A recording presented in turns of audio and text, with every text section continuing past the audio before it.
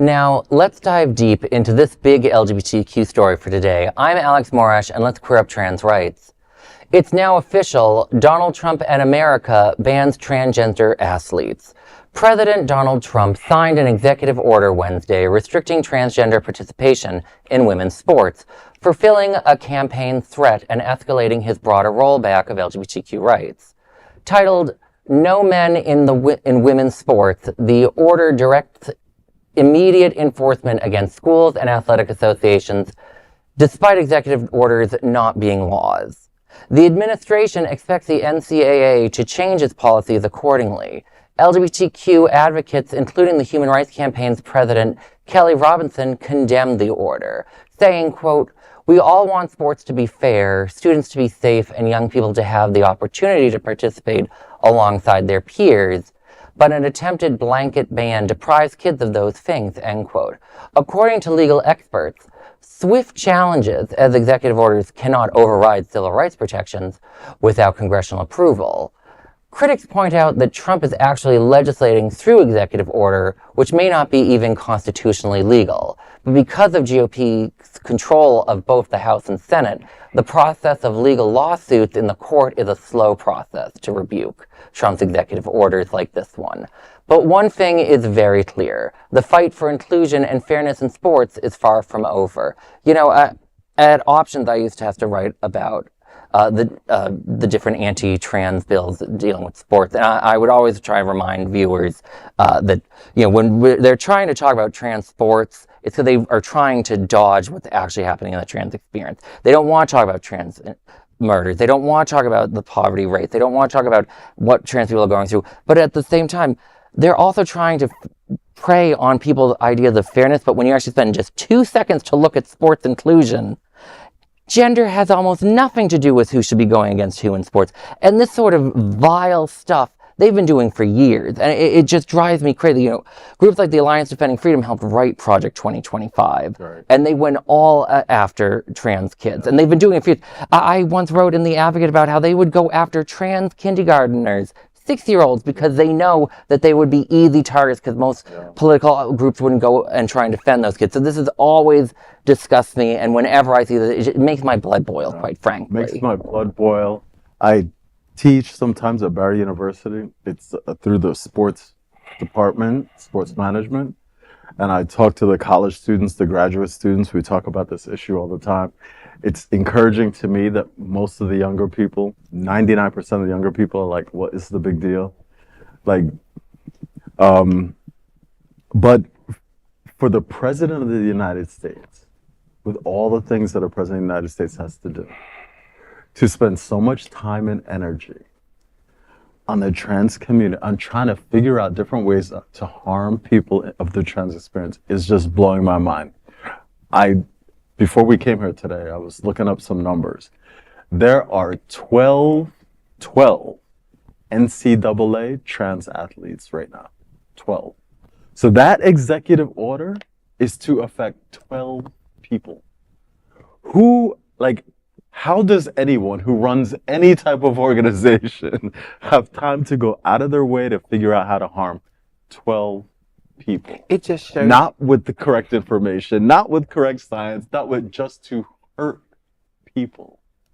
It blows my mind. It blows my mind. I mean, it just shows you that when you talk about, like you said, 12 people, and of all of the millions and millions of people there are, and the very select amount of trans children that make up less than 1% of the population, that you're so concerned about that. There isn't even any discrepancies where trans children are just winning all of these awards and trophies and things over just regular kids. Yeah. It's never happened. They've been playing. It's ridiculous. It's a ridiculous conversation. They've been playing in sports in the state of Florida for more than 10 years. Nobody knew. The politicians have made it a hot button issue, but there was never a complaint. Nobody's lost out on a scholarship. Nobody's kid didn't get an award. Like, it hasn't affected anything. Just more kids had the opportunity to play. These bans also affect cis kids. You know, in Rhode Island, where Options, that bill that they fortunately didn't go very far with, it was written to allow schools to check students' internal and external sex organs. Yeah. By the way, Rhode Island at the same time had just had to arrest a coach for doing naked fat checks of his boy. So I was like, what the heck are you all doing? And we've been seeing something similar has been happening in other states where they're trying to force girls to prove if they're girls or not. I'm like, anti-trans sports stuff is really just attempts for cis men to try and go after young women, and we need to talk about it like that too more. When I was a tennis player when I was in school. When I was in high school, I was a tennis player. There was a brother and sister from another school that were very, very good. The sister was so good that they let her play on the boys' team, and she played number 1 on the boys' team. And she went undefeated and beat all the other boys, right? She played singles and tennis. Nobody complained. Nobody said, oh, it's not fair. Nobody said anything. She just happened to be good. Like the examples that they try to pull out of nowhere, they don't make any sense. Last year they tried to talk about the swimmer. That swimmer was not the number 1 swimmer on the college team for Penn State. She just happened to win 1 swimming meet, but she was like number 9th on the team. She wasn't the best. It's like you're making up stories that don't matter. I don't understand.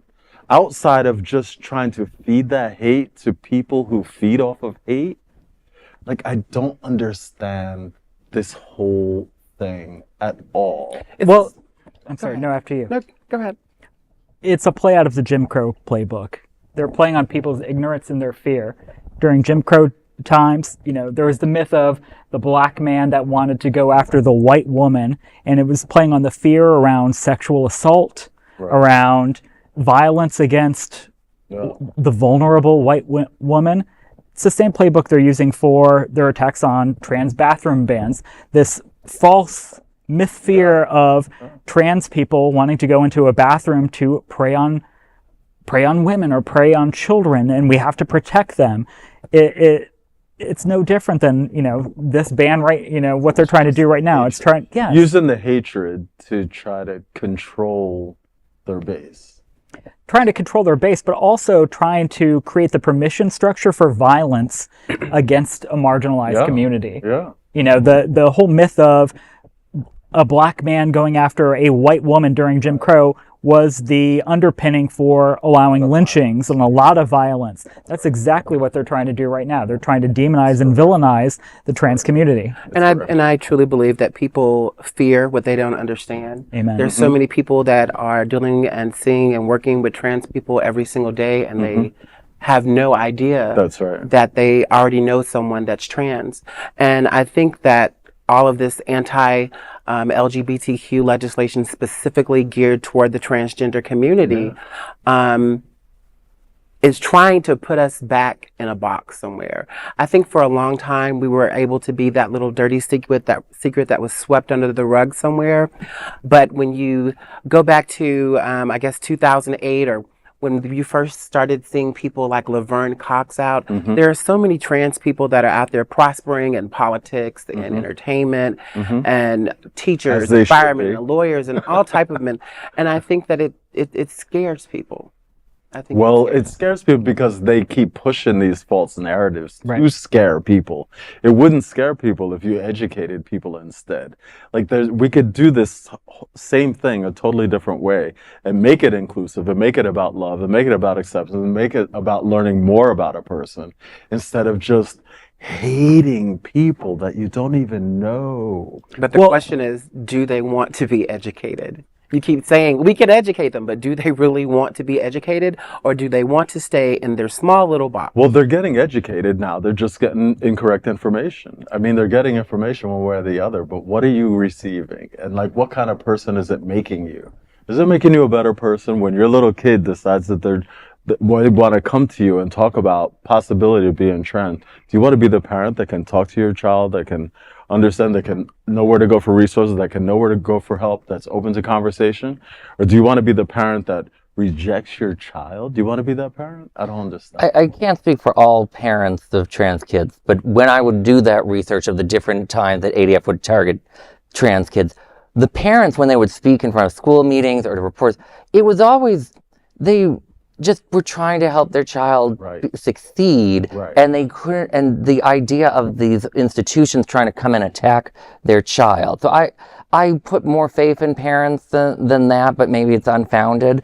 It's more, as you were alluding earlier, and they're trying to dehumanize trans people because if you actually talk about the trans experience, it's not a weird, bizarre conversation that the right's trying to make it. It's the actual human stories. It's just like And if I could leave on one other thing also, they're not all LGBT people are facing an unusual threat right now. Mm-hmm. Lesbian, gays, bisexuals, but in particular the transgender community.